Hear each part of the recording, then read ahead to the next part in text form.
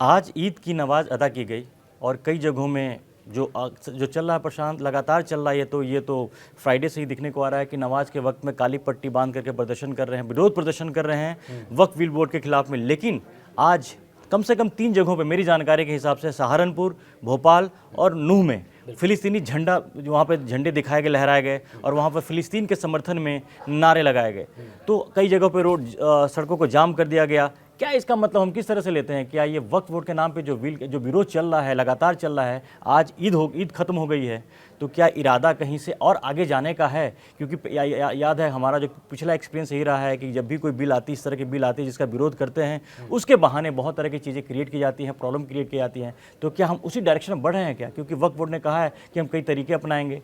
आज एक चीज़ और आपने डेवलपमेंट और भी देखा होगा कि आज all India Muslim personal board ने अपील की है बिहार के मुख्यमंत्री नीतीश कुमार और आंध्र प्रदेश के मुख्यमंत्री चंद्रबाबू नायडू को, दोनों को कहा है कि आप इस पे सोचे समर्थन ना करें, क्योंकि आपकी जो इमेज है सेकुलर इमेज है, इसको वो ना होने दें। तो ये पूरी तैयारी, साम दाम दंड भेद सब चल रहा है। ये दरअसल अब मुद्दा जिस तरीके से लग रहा था कि एक धर्म के लोग आहत हैं, लेकिन दरअसल उस पर सियासत होती ज्यादा दिखाई दे रही है। ये धार्मिक मुद्दा कम दिखाई दे रहा है जी, किससे धार्मिक लोग ही आहत हों। आपने कुछ जगहों का जिक्र किया जहां पर फिलिस्तीन के झंडे दिखाए गए, उसके पक्ष में भोपाल में भी कुछ ऐसा ही हुआ। युवा जो है वो फिलिस्तीन का झंडा दिखा रहे थे। महबूबा मुफ्ती ने भी कहा कि फिलिस्तीनियों पर जुल्म हो रहा है और भारत में भी मुसलमानों पर जुल्म हो रहा है। ये बात महबूबा मुफ्ती कहती दिखाई दी। फिलिस्तीनियों पर जुल्म हो रहा है, अपना नजरिया हो सकता है, विदेश में कहीं कुछ हो रहा है, अपनी उन्होंने राय रखी, बहुत ज्यादा उसमें डिबेट की गुंजाइश नहीं थी। लेकिन अगर वो भारत में भी जुल्म हो रहा है ये बात जोड़ती हैं, एक बड़ी राजनेता जो प्रदेश की मुख्यमंत्री रही हैं, तो ऐसे में जो उनके फॉलोअर्स हैं, जो उन्हें सुनते होंगे, कुछ तो इससे आगे बढ़ेंगे।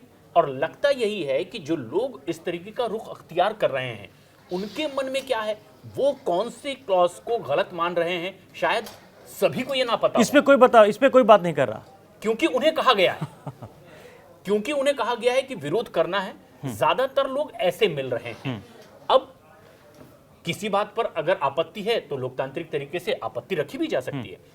अभी सीधे सीधे सरकार की ओर से कह दिया गया, केंद्रीय मंत्री किरेन रिजिजू जी ने कहा है कि सरकार हर मुद्दे पर, हर बिंदु पर चर्चा के लिए तैयार है। और इसके लिए तो जेपीसी बनाया गया। जेपीसी पर इतना लंबा डिस्कशन किया गया, हर स्टेट को कांटेक्ट किया गया, सारी चीजें हुई, इसमें हो गई। तो अब क्या, जब विरोध करना था आपने वहां पर बात रखी, उसके बाद ही ये बिल आ रही है सब कुछ करके। तो सरकार ने अपनी तरफ से कोई वो शक शुबा की कोई जगह छोड़ी नहीं है। बावजूद इसके अगर इस तरह की अगर बातें हो रही तो कहीं ना कहीं खोट तो है। क्योंकि याद रखिए कि बार बार ये कहा जा रहा है कि वक्फ बोर्ड के आड़ में वहां पर मुसलमान, गरीब मुसलमानों का सबसे ज्यादा शोषण होता है। आज सबसे ज्यादा अगर समस्याएं अगर है तो उनकी समस्याएं हैं। लेकिन इस बात को छुपा करके, इसको कहीं ना कहीं एक रिलीजियस एंगल दे करके भड़काने और उकसाने वाला काम हो रहा है। जेपीसी की अगर आप बात कर रहे हैं, ये भी कहा जा रहा है कि जेपीसी ने जिस तरीके से इस पर विचार विमर्श किया, एक रिकॉर्ड है भारत के इतिहास में, आजाद भारत में, कि इतनी विस्तृत चर्चा, इतने ज्यादा लोगों को शामिल करके इस पर बातचीत की गई है कि कौन से पॉइंट्स हैं जिस पर के आपत्ति हो सकती है। और अभी तो ये बिल आया नहीं है। जब आएगा,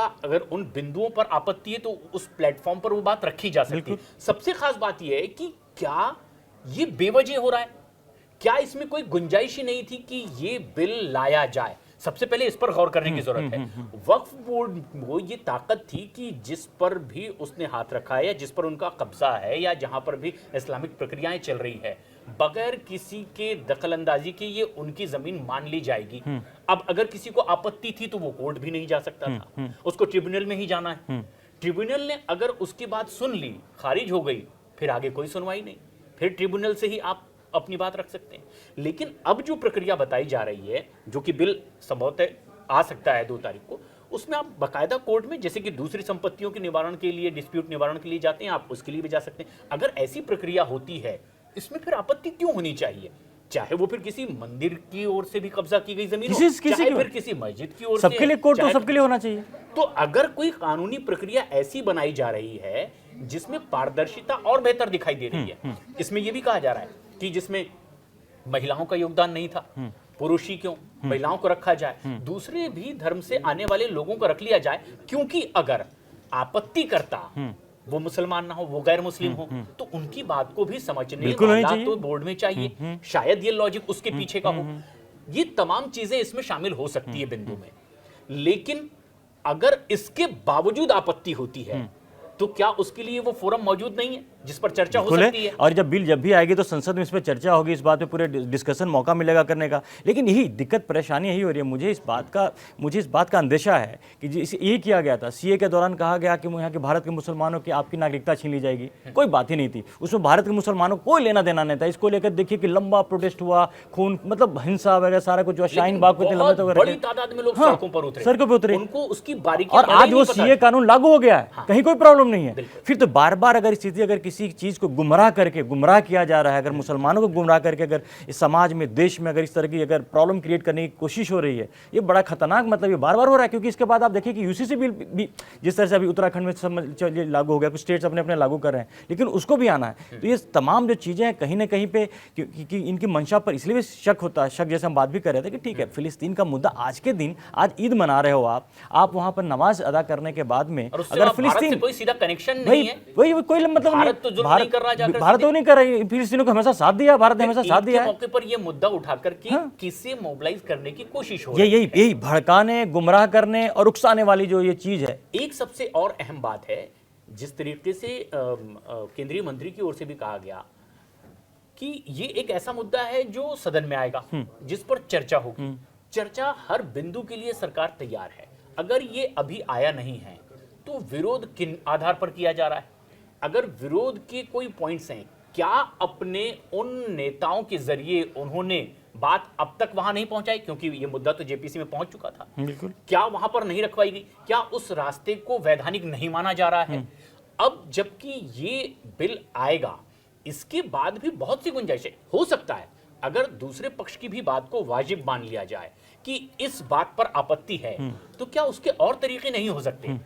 जिस संवैधानिक तरीके से ये संसद में आएगा, जहां से ये पारित होगा, जहां से ये कानून बनेगा, वहां पर हर किसी को बात रखने का बिल्कुल मौका है। इसके पहले भी बहुत सी चीजों का विरोध हुआ, चीजें कुछ पीछे आई, कुछ में संशोधन हुआ, तो वो गुंजाइश। और देखिए आपके पास गुंजाइश ये भी है कि जब भी कुछ ऐसा गलत कानून आता है या गलत प्रक्रिया अपनाई जाती है, आपके पास कोर्ट भी खुला हुआ है, लेकिन आप उसकी कोई बात नहीं कर रहा। अभी भी आप देखिए किसी भी नेता को जो इसका विरोध कर रहे हैं, जिसमें वैसे ही बड़े एग्रेसिव तरीके से इसको ला रहे हैं, सिर्फ ये कर रहे हैं कि मुसलमानों का हक छीना जा रहा है। मुझे नहीं समझ में आ रहा कि कैसे मुसलमानों का हक कैसे छीना जा रहा है, ये बात को तो बताओ आप। अच्छा, राजनीतिक दलों के नेताओं की बात अगर आप कर रहे हैं, उसमें काबिले गौर क्या है? उसमें सबसे खास बात यह है कि उन्हीं नेताओं की ओर से इस बात का खास तौर पर जिक्र किया जा रहा है कि दरअसल इस वक्त जो केंद्र में नरेंद्र मोदी की सरकार चल रही है, ये चार बड़े घटक दलों के सहयोग से चल रही है। नीतीश कुमार का नाम, चंद्रबाबू का नाम लिया जा रहा है, चिराग पासवान का नाम लिया जा रहा है। ये कहा जा रहा है कि आपकी छवि समाज में सेक्युलर पार्टियों की और नेताओं की है। अगर आप इसका विरोध नहीं करते हैं तो फिर आपके खिलाफ मुसलमान हो सकता है, इसको आपको महसूस कर। मतलब ये है कि इस सरकार का अब आप साथ ना दें, इनडायरेक्टली ये बात तो मोदी सरकार को गिराने की साजिश भी हो रही है। जबकि इसमें प्रशांत एक बात बड़ा क्लियर है कि ये जो जिनकी बातें हो रही हैं घटक दल, ये चुनाव के पहले आकर के इन्होंने चुनाव साथ में लड़े हैं। ऐसा नहीं है कि चुनाव होने के बाद एक साथ हुए हैं और एक मुद्दे पर लड़े हैं। तो जो भी जनता ने जो भी वोट दिया है उसके दम पर आए हैं। इस तरह की बातें अपने आप में बड़ा मतलब कोई कहीं से भी इसको सही नहीं ठहराया जा सकता। लेकिन वही बातें वही होती हैं कि देखिए कहीं पे निगाहें, कहीं पे निशाना। बात यहाँ पर होती है कि वक्त बोल की बात है, ये फलस्तीनी पहुंच जाते हैं, ये मोदी सरकार को गिराने की मतलब वो मंशा भी रखते हैं, तमाम चीजें हो रही हैं। लेकिन सही मुद्दा कहीं नहीं है। पूरे इसमें गौन है कि सही मुद्दा कहीं नहीं है। ये कौन सा कानून इस देश का बताइए कि अगर यहाँ पर बहुसंख्यक हिंदू, अगर इस देश में 80% से ज्यादा अगर हिंदुओं का पॉपुलेशन भी है, कोई ऐसा कानून बता दिए कि आपके इतनी ताकत हो कि आपने जहां पर हाथ रख दिया वो आपकी हो गई और उसको कोर्ट में कोई वो नहीं कर सकता। ये मतलब कहां का मतलब है? गुंजाइश तो बाकी रहे। हो सकता है कि ये पक्ष गलत कह रहा हो, चाहे वो पक्ष सही कह रहा हो, लेकिन इसकी गुंजाइश तो बनी रहे कि वो कहीं दरख्वास्त कर सके, कहीं अपील कर सके। और एक और खास बात, काली पट्टी का आपने जिक्र किया था, ये बात भी अब कही गई है कि अगर आप इबादत के वक्त ये कर रहे हैं तो ये तो सियासत हुई। बिल्कुल। तो इबादत में सियासत की कहां गुंजाइश थी? उसके लिए तो जगह है, उसके लिए फोरम है। तो फिर क्या ये किसी के कहने पर हो रहा था? और जिसने ये कहा है, क्या उसको पूछा है उन लोगों ने जो उनके फॉलोअर्स हैं कि दरअसल किस बिंदु को लेकर हम आपत्ति जता रहे होंगे? कम से कम हमें ये तो पता चले।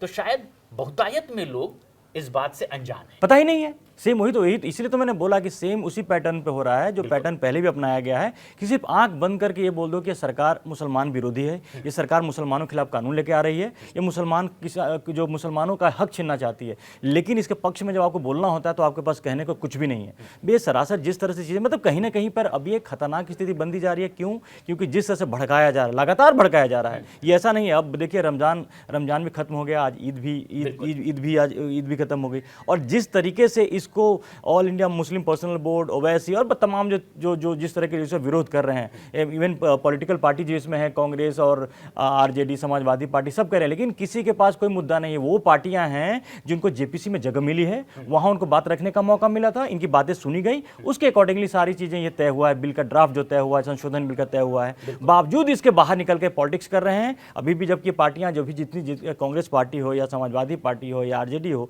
इनको मौका मिलेगा जब संसद में बिल आए वहां भी बहस करने का मौका मिलेगा। अगर इसमें कुछ गलतियां हैं आप एक्सपोज करो, आप उस बात को आगे लाओ। मुझे नहीं लगता है कि कोई ऐसा पॉइंट हो जहां पर कोई भी बात अगर मुसलमानों के खिलाफ रहे या कुछ भी गलत अगर ऐसा होगा, सरकार उस पर विचार नहीं करेगी या उस पर वो नहीं करेगी। लेकिन पॉलिटिक्स वही चल रही है, गुंजाइश है। लेकिन हाँ, ये भी बात सही है कि जो सियासतदान हैं वो सियासत ही करेंगे, वो भजन नहीं करेंगे। ये उनकी अपनी भी मजबूरी, और ये जितने भी राजनीतिक दल के जो लोग हैं उन पर ये बात लागू होती है। लेकिन जो सबसे खास बात ये है कि बिल आने वाला है, बिल में अगर कहीं कोई कमी होती है उसके लिए बोलने, उसे रोकने के लिए और उसमें संशोधन के लिए आवाज की पूरी गुंजाइश बनी हुई है। सरकार ने अगर ये कहा है कि चर्चा के लिए तैयार हैं, इसका मतलब अगर आपको कुछ भी गलत लग रहेगा तो आप उसमें संशोधन की अपील कर सकते हैं, अपनी बात सामने रख सकते हैं, और इसकी गुंजाइश यहां पर बनी। लेकिन इसके होने से पहले अगर ऐसा बता दिया गया है कि यह सिर्फ एक खास वर्ग पर जुल्म ढाने के लिए किया गया है, जुल्म किस बिंदु के आधार पर ढाया जा रहा है,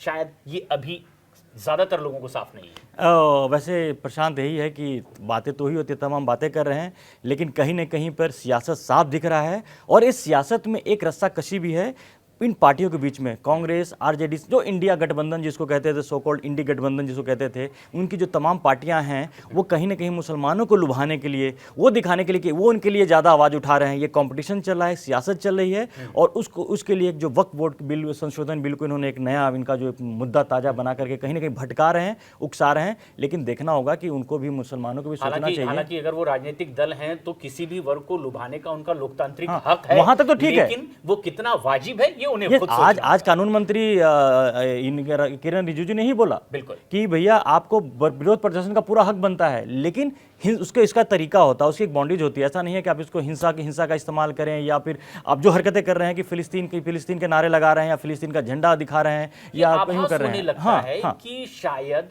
मुद्दों पर विरोध की बजाय पीछे मंशा क्या कहीं कुछ और तो नहीं, इस शंका को इस तरह की हरकतें पैदा करती, इसी बात का डर है। लेकिन हमें ये बात सोचना पड़ेगा। देखिए, सरकार भी इसके लिए तैयार है, उनको भी पता कहीं ना कहीं ये चीज़ का आभास होगा कि कहाँ क्या चीज़ें हो रही हैं, लेकिन इसमें सावधानी बरतने की जरूरत है। उकसाने और भड़काने से भड़के नहीं, क्योंकि ये कानून है, ये सबके फायदे के लिए, देश के फायदे के लिए, मुसलमानों के फायदे के लिए है। और ये इसका जो रिजल्ट आएगा, मुझे लगता है इसके बेहतर ही, जैसे जिस तरह से सीए का जो नतीजा आया, मुझे न किसी मुसलमानों को दिक्कत नहीं हुई, और मुझे पूरी उम्मीद है कि वक्फ बोर्ड से भी, वक्फ कानून के भी आने, संशोधन कानून के आने से भी किसी कोई नुकसान नहीं होने वाला है। लेकिन ज़रूरत है कि इस पर इसकी जानकारी रखें, किसी के बहकाने और भड़काने पर ना आए। तो फिलहाल के लिए इजाज़त ले लेते हैं। शुक्रिया।